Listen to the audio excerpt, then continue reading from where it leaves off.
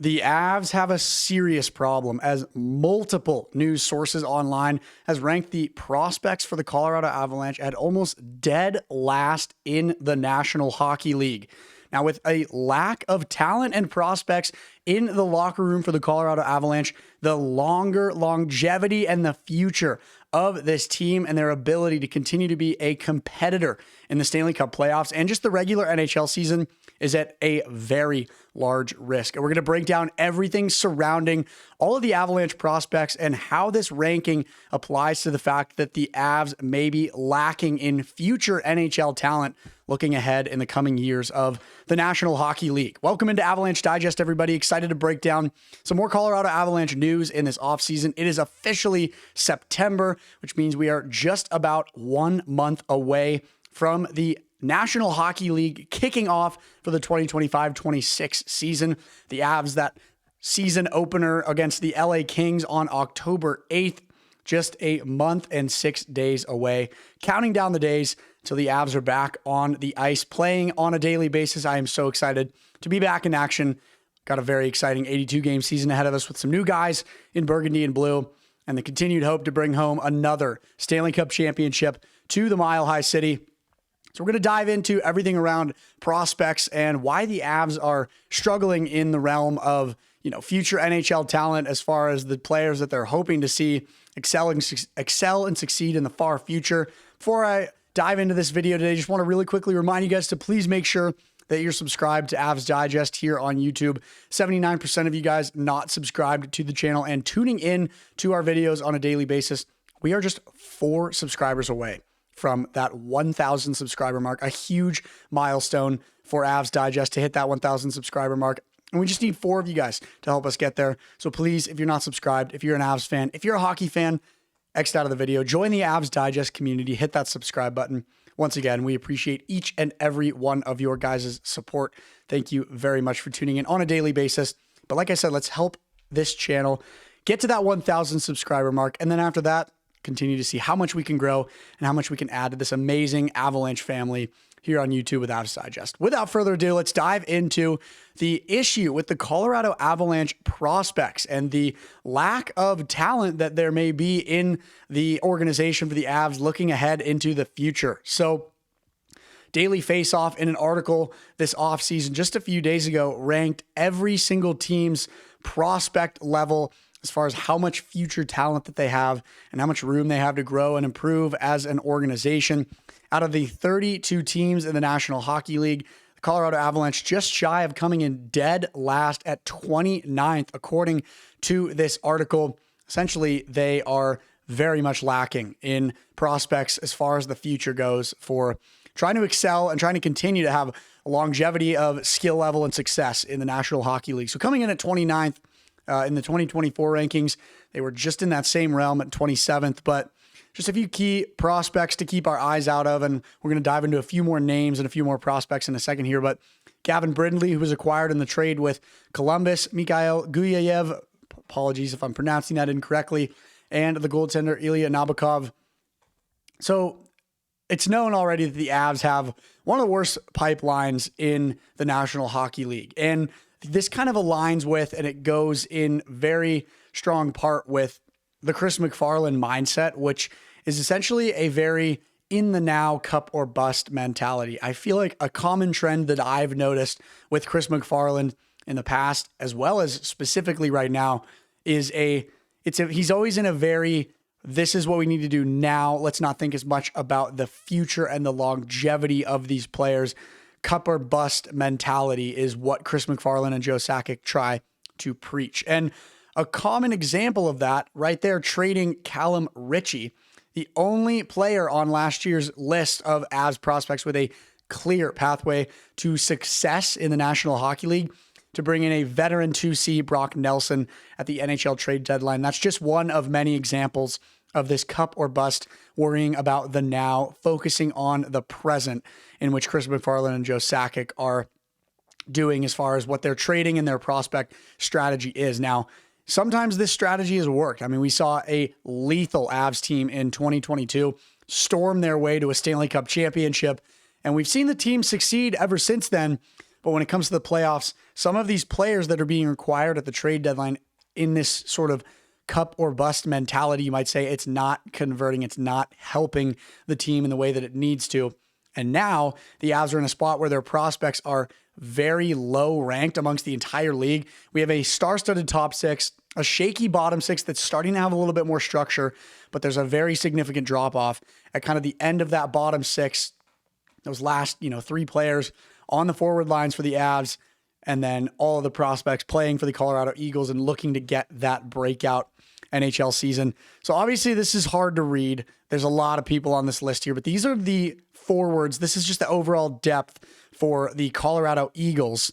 So essentially also players that are going to potentially be pulled up and be, given a shot to try to show that they're NHL ready and that they're, kind of going for that breakout season. So just a few names that stick out to me on this list. Obviously, the names with that Avalanche logo are the players that are officially signed into a contract with the Avs as well, just kind of rotating between the Avs and the Eagles. But Alex Bure-Boulay, Gavin Brindley, of course, Taylor Makar, Daniil Gushkin, Mark Steinberg, just a few of the many names on this list that, you could potentially see these guys, especially with the shakiness of the bottom sixth, injuries such as Logan O'Connor and anyone else that may not be available on that Avalanche roster, coming up and trying to have a breakout year and just prove to themselves that they can potentially play at the NHL level and excel and propel into an NHL level consistent player that can help with the depth of the Colorado Avalanche.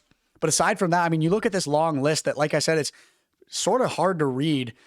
There's not a lot of names that are sticking out here as far as players that have a solid pathway and a solid pipeline to getting to the NHL, and not just getting to the NHL, but succeeding and excelling and helping the Avalanche excel in the long term, in the far future. It's something that, is going to matter a lot more in the long run because we have a very strong roster on the Avalanche as of right now. But looking ahead into the future, looking long term, it could be something that pops up as a very large issue. So like I said, looking down the road in a few years, or even as early as, this next NHL season, not this one coming that's just about a month away, but the season after that, it makes sense for them to be in that kind of bottom area of the rankings since they have, this window to win. They had top prospects like Callum Ritchie. We talked about that Brock Nelson trade deadline trade. He became trade bait, and we've got first round picks just going out the door immediately in exchange for older veteran players who may help us for 1 or 2 seasons, maybe a little bit more, but longer term, these first round picks that could turn into generational talent for the Avs later on are being thrown out the door like they are pointless and useless. So, looking down the road, looking into the future, players need to develop through the system, and they need to find their way moving through the organization and getting through the pipeline and getting to the Avs in a traditional, successful way that helps both the player excel to a high level, but also helps the Avs have more depth and more skill and more scoring in the future. And that's just not what kind of the future is looking like right now. 3rd, 4th, or 5th round draft pick to become an NHL regular if they want to extend their cup window with this core.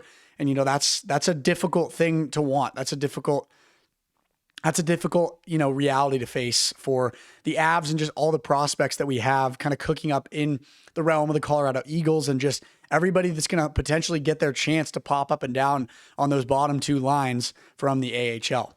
And then just another good point here from this article, courtesy of Colorado Hockey Now. This might be a pivotal season for some of these prospects that, I talked about a little bit, as well as some of the ones that were in this article that you can check out, like I said, on Colorado Hockey Now. Some of these guys that are, really trying to get ice time, or when, injuries on the bottom 6 of the main roster arise, we might get to look at some players, like Sean Burns, or Gulyayev, like we talked about as well, could make that jump later in the season.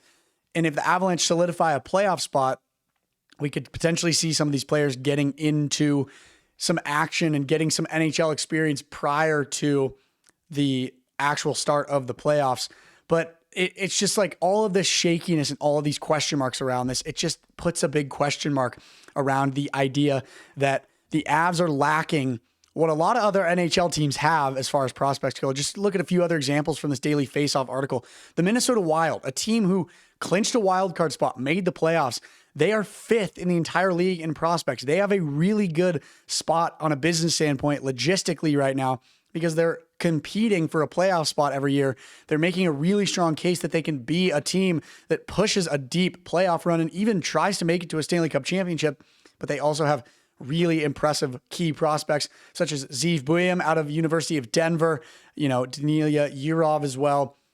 A lot of the players in the Minnesota Wild pipeline have a huge amount of potential. And these players, the key thing about them, they were acquired with higher draft picks. And so the case can be made that a team like the Minnesota Wild have made the smarter decisions in the realm of making trades and adding players and depth to their roster because they're holding on to these higher draft picks. They're drafting with intent and they're drafting with thought behind the players that they're picking, and it's really helping their pipeline looking down the future. Just another quick example, the Utah Mammoth, a team that's kind of starting to birth into a team that's going to make a legitimate push during the NHL regular season. And in just a few years here, probably going to be consistently making the playoffs. They have prospects like Tija Ginla and Dmitry Simashev, excuse my pronunciation there again. But you have a team who's on the come up on a really strong trend upward. And once again, they're utilizing these really strong draft picks, selecting Tija Ginla just a few years back in the first round of the draft. This is something that the Avs are essentially throwing out the door with all these picks that they have. The first round picks that the Avs are throwing away, these could be players or players at the same caliber who could be in the Avs organization and who could be climbing that ladder and getting through that pipeline of getting to the National Hockey League.